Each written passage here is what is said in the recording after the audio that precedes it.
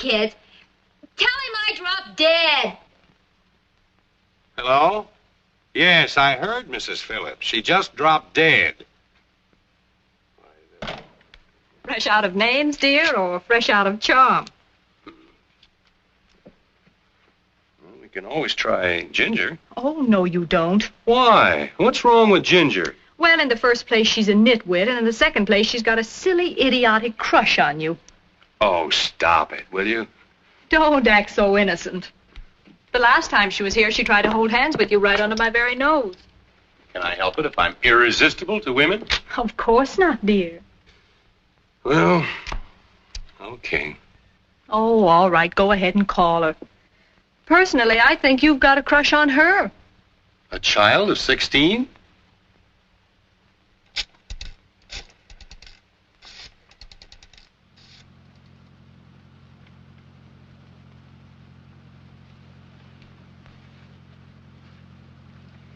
Gosh, Mr. King, I'm so glad you called.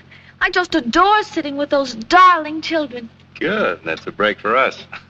You know, I had several other calls tonight to sit, but I turned them all down because I just hoped and prayed that you'd call. Gosh, you look so sharp in your tux. Gosh. I just did a new paint job on my nails. Like them, Mr. King? Yes, fine. I'm using a new perfume, too. It's called Nuit d'Amour. That's French. Oh. Means night of love. Like it? Yes, keen. Well, good night, Ginger. The children are all sound asleep. But if you should need me, I left the Hammonds' phone number there on the desk. Oh, yes. Here it is, Ginger. Oh, thank you, Mr. King. Have a nice time. Yes, Ginger, we will. You don't mind if I make a few phone calls, do you? A person gets so bored just sitting. All right, Ginger, but please don't stay on the phone all the time. And remember that the children are asleep. I will. Good night, Ginger. Good night. She's so cute. Are you quite sure you wouldn't like to stay home and sit with her, dear?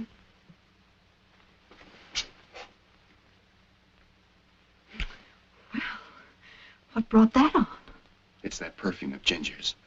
Brings out the beast in me. Oh, stop. 5 and 6, 11. Carry 1. 8. We'd have a little more gin this evening and less rummy. Yes, it wouldn't have been quite so gruesome.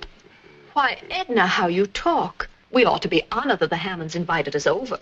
Pipe down, will you? You two broke even, but the Hammonds lost $5.20 to us. Lost? Look here, pal, the Hammonds better win. That is, if you expect to get that raise.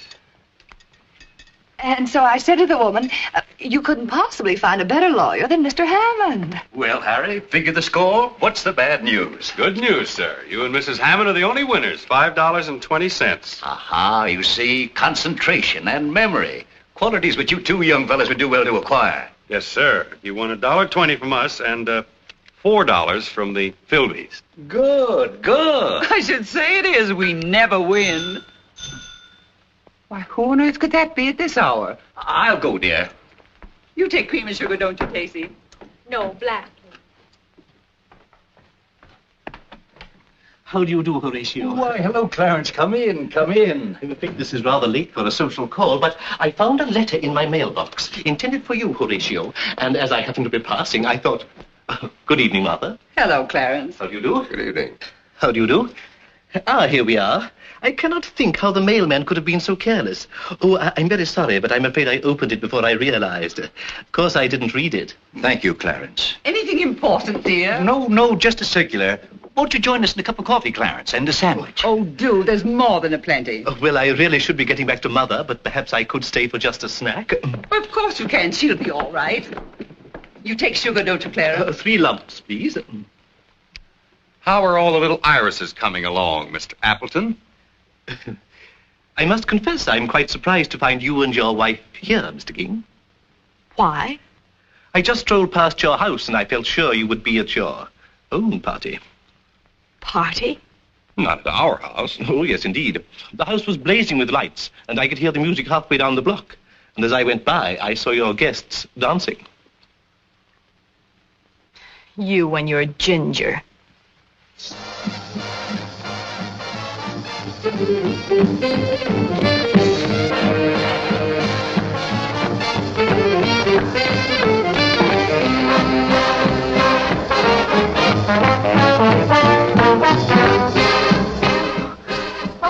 Hello.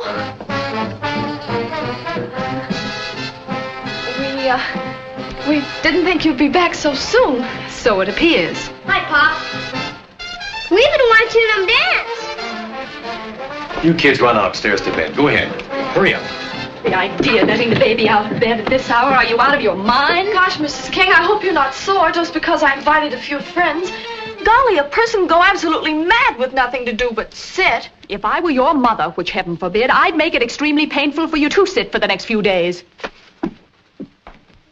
Look, Ginger, I think you'd better have your friends. Gosh, Mr. King, I feel so sorry for you. She has a terrible disposition, hasn't she?